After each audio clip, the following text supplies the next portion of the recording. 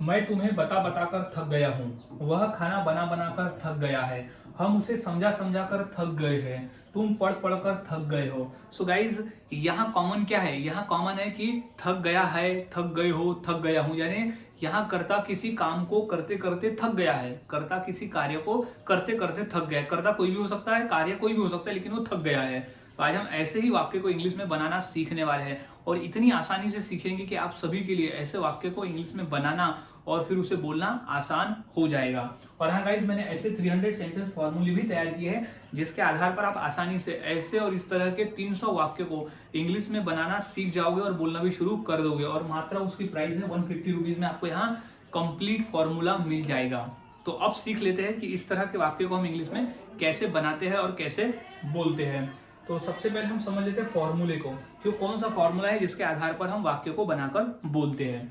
तो फॉर्मूले की शुरुआत होती है सबसे पहले सब्जेक्ट यानी कर्ता। अभी वो कौन सा कर्ता है जो थक गया है, वो सब्जेक्ट में आ जाएगा, जो सिचुएशन के हिसाब से रहेगा, सिचुएशन के हिसाब से रहेगा वो कर्ता। अब कर्ता के बाद हम एम इज आर को लगाते हैं। अब ऐसा नहीं है कि हर कर्ता के साथ में एम लगेगा, हर के साथ में इज लगेगा और हर के साथ में आर लगेगा।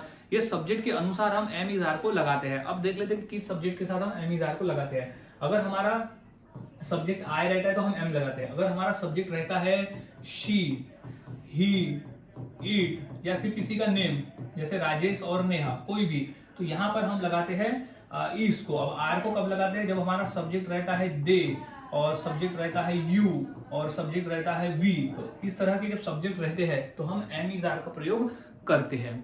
अब प्लस, अब टायर्ड ऑफ, यहाँ टायर्ड ऑफ का ही मतलब होता है कि थक गया हूँ, थक गया हूँ या थक गया है, थक गए हो। इस तरह से हम बोलते हैं कि टायर्ड ऑफ। टायर्ड ऑफ यहाँ कॉमन रहेगा, हर इंग्लिश वाक्य में कॉमन में रहने वाला है, आपको याद में रख लेना है। टायर्ड ऑफ बिल्कुल दिमाग में रख लेना है कि थक गया हूँ इसका मतलब होता है।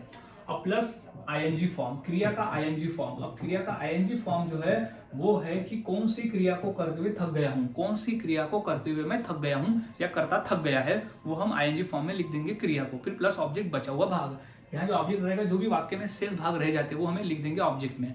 तो कंप्लीट फॉर्मूला यहाँ है subject plus am is are plus tired of plus V plus ING plus object. अब हम फॉर्मूले से वाक्य को बनाना सीखते हैं। तो सबसे पहले हमारा वाक्य है कि हम चल चलकर थक गए हैं, हम चल चलकर थक गए हैं। तो क्या हो जाएगा, हम को हम इंग्लिश में बोलते हैं वी, हमको कहते हैं we.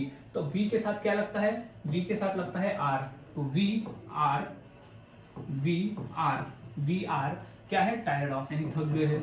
We are tired of, we are tired of यानी हम थक गए हैं। तो वी आर टायर्ड ऑफ क्या करके, चल चल के। तो we are tired of walking, हम चल चलकर थक गए हैं। तो we are tired of walking. बस इतना सिंपल वाक्य है। नेक्स्ट वाक्य देख लेते हैं, तुम पढ़ पढ़कर थक गए हो, तुम पढ़ पढ़कर थक गए हो। तो इसकी इंग्लिश क्या हो जाएगी, यू, यू, फिर उसके बाद हम लगाते हैं यू के साथ लगाते हैं आर। तो यू आर क्या है, थक गए हो। तो यू आर टायर्ड ऑफ यानी थक गए हो, यू आर टायर्ड ऑफ क्या करके थक गए हो, तो पढ़ पढ़कर। तो पढ़ पढ़कर क्या हमारा आईएनजी फॉर्म, तो क्या हो जाएगा रीड। तो आईएनजी फॉर्म क्या हो जाएगी, रीडिंग। तो you are tired of reading यानी you are tired of reading यानी तुम पढ़ पढ़कर थक गए हो। इस तरह से हम बोल सकते हैं। और एक वाक्य देख लेते हैं, जैसे मैं तुम्हें बता बता कर थक गया हूँ, मैं तुम्हें बता बता कर थक गया हूँ। तो यहाँ सब्जेक्ट क्या है, यहाँ सब्जेक्ट है मैं, तो हो जाएगा आई। अब सब्जेक्ट आई जब रहता है तो हम लगाते हैं एम। तो आई एम।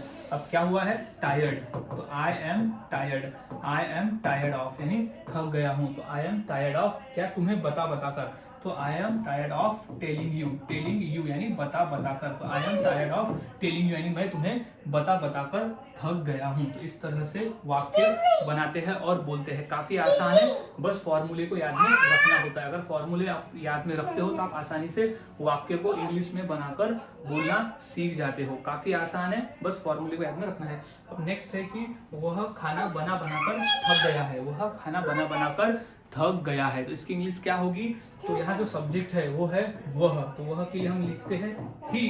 अब आईएनजी फॉर्म क्या, अब ही के बाद हम क्या लगाते हैं, हेल्पिंग वर्ब, तो वो लगाते हैं हम इज। तो ही इज क्या हो गया, वह थक गया है। ही इज टायर्ड ऑफ यानी वह थक गया है क्या करके, खाना बना बनाकर। तो खाना तो कुकिंग, इसकी हो जाएगी कुक। आईएनजी फॉर्म हम लिख देंगे कुकिंग, तो हो जाएगा cooking. He is tired of cooking यानी वह खाना बना बनाकर थक गया है। तो इस तरह से गाइस वाक्य को बनाया जाता है और बोला जाता है। काफ़ी आसान है, बस हमें फॉर्मूले को याद में रखना होता है।